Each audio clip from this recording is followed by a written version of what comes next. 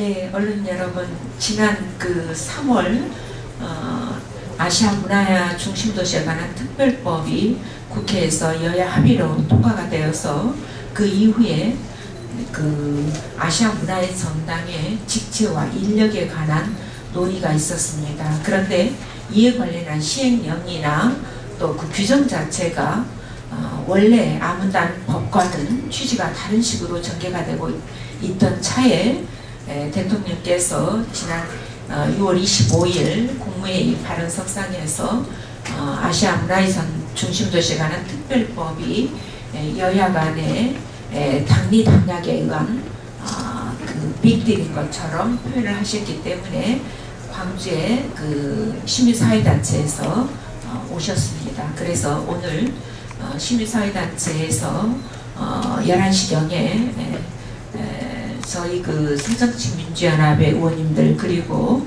그 소속 그 천정배 의원님과 함께 간담회를 가졌고요. 오늘 이 자리에는 그와 관련한 공동 회견문을 가지고서 나오셨습니다. 그래서 광주 그 민회총회 윤만식 회장님께서 기자회견문을 발표해 주시겠습니다. 감사합니다. 안녕하세요. 저는 광주 민족예술단체 총연합 회장 윤만식입니다. 국책사업이자 박근혜 대통령 공약사업인 아시아문화중심도시 조성과 문화전당 사업을 반드시 지킬 것을 정부에 강력히 촉구한다. 아시아문화중심도시 조성에 관한 특별법에 의해 추진되고 있는 아시아문화중심도시 조성사업과 국립아시아문화전당사업은 엄연한 국책사업이며 국가의 문화적 위상을 높이는 대한민국 최대의 문화 프로젝트이다.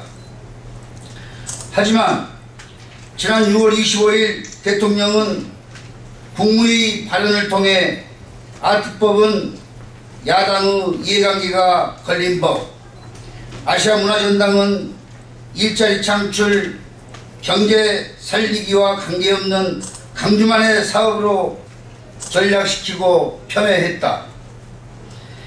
2012년 대선 당시 광주에 세 차례나 내려와 광주를 아시아의 문화수도로 키우는 것은 국가적 과제며 아시아문화전당 사업을 적극 지원하겠다고 공언했던 분의 발언이라고 하기에는 도저히 믿기지 않고 상식적으로 납득할 수도 없다. 2014년 4월 정부는 국립아시아문화전당 운영방안 연구 최종 보고서에 문화전당이 3만 6천 명의 고용 창출 효과와 2조 7,603억 원의 생산 유발 효과를 낼 것이라고 발표까지 했다. 즉 아시아문화전당이 일자리 창출 사업이며 경제 활성화 사업인과 동시에 대통령의 국정기조인 문화융성을 실현할 사업임을 정부 스스로 공언하기까지 한 것이다. 그럼에도 불구하고 국립아시아문화전당을 민생과는 동떨어지고 국민 세금만 쏟아붓는 사업인 양 폄훼한 것은 행정부의 수반인 대통령이 정부의 영역 결과를 무시하고 국민과 한 약속을 스스로 파기하겠다는 선언의 다름 아니다. 아울러 노무현 정부에서 여야 합의로 통과된 아트법과 이에 의해 이명박 정부와 현 정부에 이르기까지 국책사업으로 추진되고 있는 아시아문화중심도시 조성사업 및 국립아시아문화전당 사업을 인정하지 않겠다는 것이며 이는 정부의 연속성을 부정하는 것과 다를 바 없다 할 것이다.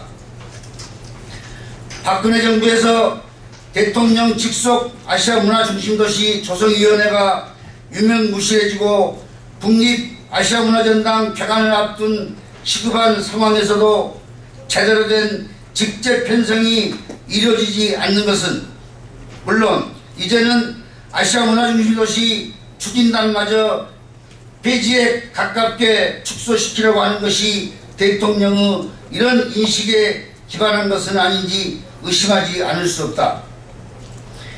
이에 우리는 박근혜 정부의 아트법과 문화전당에 대한 이상 훼손 시도를 명백히 규탄하며 대통령께서 강주를 아시아의 문화수도로 키우겠다는 초심으로 돌아갈 것과 아시아 문화중심도시 조성사업과 국립 아시아 문화전당의 성공을 위해 제대로 된 직제 편성에 나서줄 것을 강력히 촉구한다.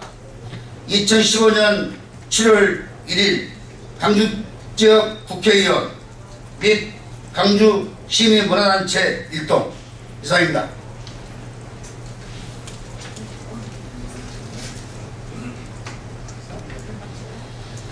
네, 마치도록 하겠습니다. 감사합니다.